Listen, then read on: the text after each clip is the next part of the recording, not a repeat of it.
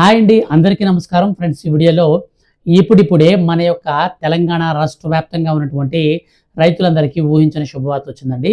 రైతులకు చాలా రోజుల నుంచి ఎదురు చూస్తూ ఉన్నారన్నమాట ఒక పథకానికి సంబంధించిన డబ్బుల కోసం.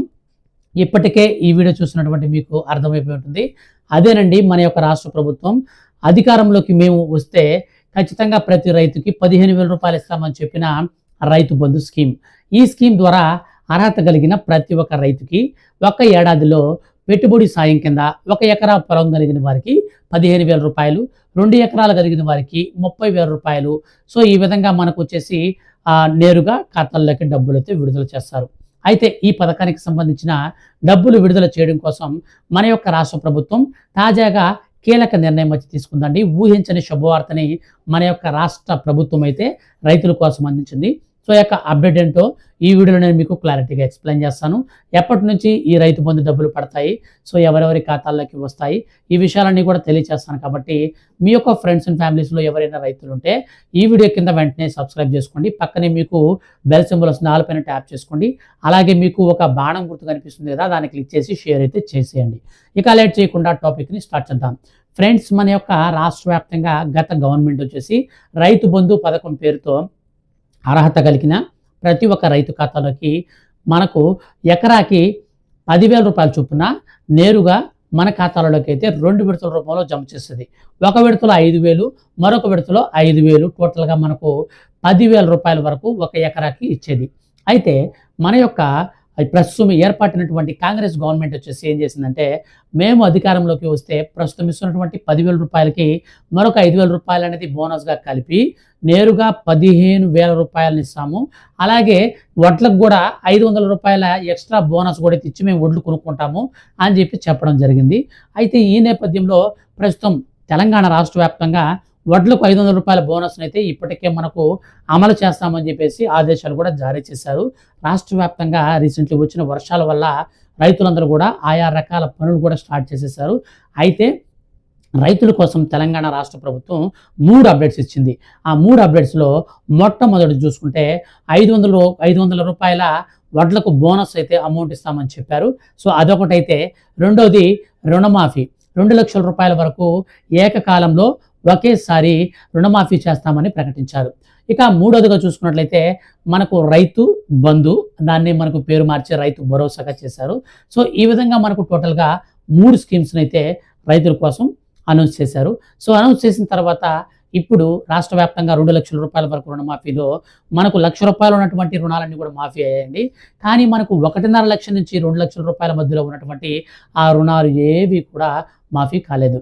ఈ నేపథ్యంలో రాష్ట్ర వ్యాప్తంగా ఉన్నటువంటి రైతులందరూ కూడా ఆందోళన చెందుతున్నారు. మీరు మాకు ఇస్తామని చెప్పారు కానీ ఇవ్వలేదు, రుణమాఫీ అనేది చేస్తామని చెప్పారు, చేయలేదని చెప్తున్నారు.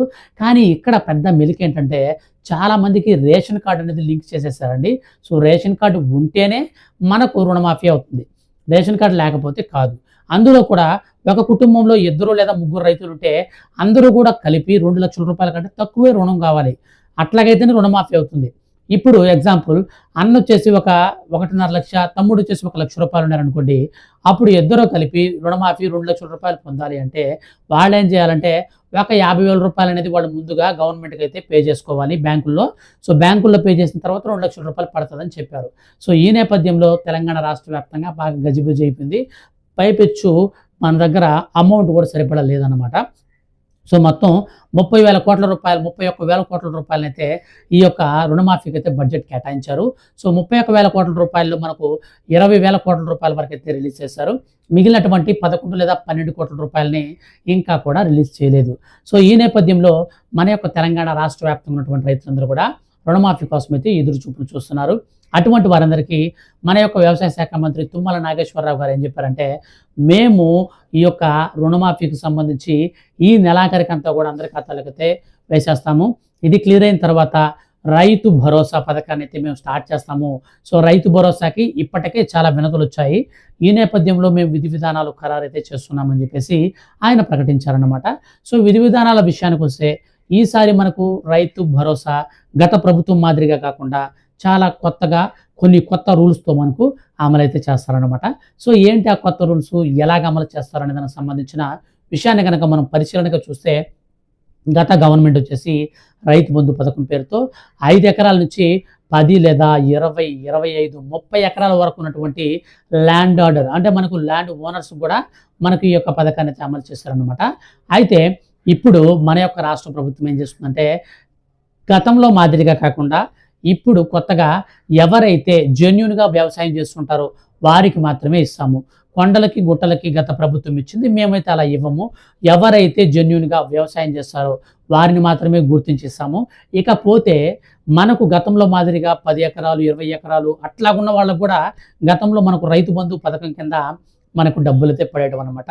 సో రబీ సీజన్లో, ఖరీఫ్ సీజన్లో 2 సీజన్లలో ఒక సీజన్లో 5,000, మరొక సీజన్లో 5,000 ఎకరాకి చొప్పున మనకి ఎన్ని ఎకరాలు ఉంటే అన్ని 5లు ఒక విడతలో, మరొక విడతలో అన్ని 5లు. సో ఎగ్జాంపుల్ టోటల్గా ఒక ఎకరాకి 10,000 అనుకోండి, మీకు 10 ఎకరాలు ఉంటే 10 పదుల ₹1,00,000. సో ఇట్లాగా ఒక రైతు ఖాతాలోకి పడేదనమాట. కానీ ఇప్పుడు అలా కాకుండా మన యొక్క తెలంగాణ రాష్ట్ర ప్రభుత్వం కొత్త విధానంలో అయితే చేస్తుందన్నమాట. సో ఎవరైతే జెన్యూన్గా వ్యవసాయం చేస్తారో వారికి మాత్రమే ఈసారి మేము డబ్బులు వేస్తాము. అది నెంబర్ 1 పాయింట్ అయితే. నెక్స్ట్ సెకండ్ పాయింట్ వచ్చేసి income tax payers, government employees, అలాగే ప్రభుత్వం నుంచి పెన్షన్ తీసుకున్నటువంటి వాళ్ళందరినీ కూడా అనర్హులుగా గుర్తించి ఈ స్కీమ్ నుంచి పక్కన పెట్టేశారు. ఇక మూడోదిగా చూసుకున్నట్లయితే మన యొక్క తెలంగాణ రాష్ట్ర వ్యాప్తంగా ఎవరైతే మనకు రాజ్యాంగబద్ధమైనటువంటి పదవుల్లో ఉంటారో సో అటువంటి వారందరినీ కూడా పక్కన పెట్టేశారనమాట.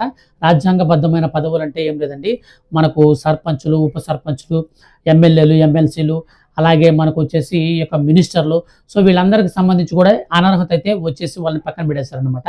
సో అంటే ఎందుకనంటే ఎవరైతే చిన్న సన్నకారు రైతులు ఉంటారో వాళ్ళకి మాత్రమే ఈ యొక్క స్కీమ్ అవసరం అవుతుంది, కానీ మిగతా వాళ్ళందరికీ కూడా స్కీమ్ అవసరం లేదని చెప్పేసి రాష్ట్ర ప్రభుత్వం భావించి వాళ్ళందరినీ కూడా తొలగించడం జరిగిందనమాట. ఇక మనకు మన యొక్క రాష్ట్ర వ్యాప్తంగా ఉన్నటువంటి రైతులందరికీ కూడా ఇచ్చినటువంటి అప్డేట్ అంటే ఖచ్చితంగా రేషన్ కార్డుకి అయితే వీళ్ళు ఆధార్ కార్డుని లింక్ చేసుకోవాలి. నెంబర్ 1 పాయింట్, ఆధార్ కార్డుకి రేషన్ కార్డు లింక్ చేసుకోవాలి. ఇక రెండోదిగా చూసుకున్నట్లయితే మనకు వచ్చేసి ఎవరైతే ఆధార్ కార్డు ఉంటారో వాళ్ళు వచ్చేసి బ్యాంక్ అకౌంట్కి NPCI మ్యాపింగ్ అనేది చేసుకోవాలి. సో లింక్ అనేది చేసుకోవాలి.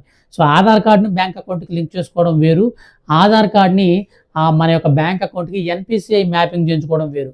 సో NPCI మ్యాపింగ్ చేయించుకుంటే ఏమవుతుందంటే చెప్తాను చూడండి.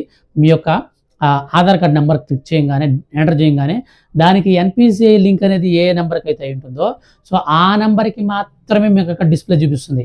ఆధార్ కార్డ్ లింక్ అయిన ప్రతి ఒక్క బ్యాంక్ అకౌంట్కి చూపిదు. సో NPCI మ్యాపింగ్ దేనికి ఉంటుందో అది మాత్రం మీ ఆధార్ నెంబర్ ఎంటర్ చేయగానే డిఫాల్ట్గా వస్తుంది అనమాట. సో కాబట్టి NPCI లింక్ అనేది చేసుకోవాలి.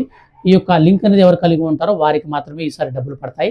అన్నిటికంటే పెద్ద మేజర్ అప్డేట్ ఏంటంటే కేవలం 7 లేదా 10 ఎకరాల కంటే తక్కువ భూమి కలిగిన వారికి మాత్రమే ఈసారి రైతు బంధు అనగా రైతు భరోసా స్కీమ్లో ₹15,000 అయితే అందివ్వాలని రాష్ట్ర ప్రభుత్వం అయితే మనకు నిర్ణయం అయితే తీసుకుందనమాట. సో ఈ యొక్క నిర్ణయాన్ని బట్టి తెలంగాణ రాష్ట్ర వ్యాప్తంగా చాలామంది అర్హులు అనర్హులు అయ్యే అవకాశం అయితే ఉంటుంది. ఎందుకంటే గతంలో మాదిరిగా 10 ఎకరాలు, 15 ఎకరాలు, 20 ఎకరాలు ఎట్లా ఉంటే వాళ్ళందరూ కూడా భూస్వాముల కిందకు వస్తారు, కానీ చిన్న సన్నకారు రైతుల కిందకు రారు. కాబట్టి మన యొక్క తెలంగాణ రాష్ట్ర ప్రభుత్వం కొత్త విధి విధానాలు ఖరారు చేసి వాటి ప్రకారంగా మనకు 7 లేదా 10 ఎకరాల కంటే తక్కువ భూమి ఎవరికైతే రైతులకు ఉంటుందో వాళ్ళని మాత్రమే బెనిఫిషరీస్గా తీసుకొని వాళ్ళకి మాత్రమే మన యొక్క రాష్ట్ర ప్రభుత్వం డబ్బులు అనేది విడుదల చేయడం జరిగిందనమాట. సో ఈ యొక్క అప్డేట్ అనేది మీకు తెలియజేయడం కోసం వీడియో చేశాను. త్వరలో మనకు ఈ నెలాఖరికంతా కూడా ఈ యొక్క రుణమాఫీ ప్రక్రియ కంప్లీట్ చేసుకొని అనంతరం మనకు ఈ యొక్క రైతు భరోసా పథకానికి సంబంధించిన మొట్టమొదటి విడత డబ్బులు 2024 సంవత్సరంలో తొలి విడత డబ్బులను మనకైతే ఇప్పుడు డబ్బులు అయితే విడుదల చేస్తారనమాట. సో మనకు ఖరీఫ్ లేదా రబీ సీజన్లలో 2 సీజన్లలో చెరొక మనకు ఒక 7,500, 7,500 కింద ₹15,000 అయితే మనకు విడుదల చేస్తారు. సో మీరు 10 ఎకరాల లోపల ఉన్నటువంటి వాళ్ళందరూ కూడా సేఫ్ జోన్లో ఉంటారనమాట. సో 10 ఎకరాల కంటే ల్యాండ్ ఎక్కువ ఉన్నటువంటి వాళ్ళందరూ కూడా మ్యాక్సిమం అనర్హత అయితే వాళ్ళకి వచ్చేసిందనమాట. సో వాళ్ళకి ఇక నుంచి డబ్బులు అయితే రావు. ఫ్రెండ్స్, ఈ వీడియో కనుక మీకు నచ్చితే ఖచ్చితంగా లైక్ చేయండి. అలాగే మీ యొక్క ఫ్రెండ్స్ అండ్ ఫ్యామిలీ కూడా వీడియోని షేర్ చేయండి.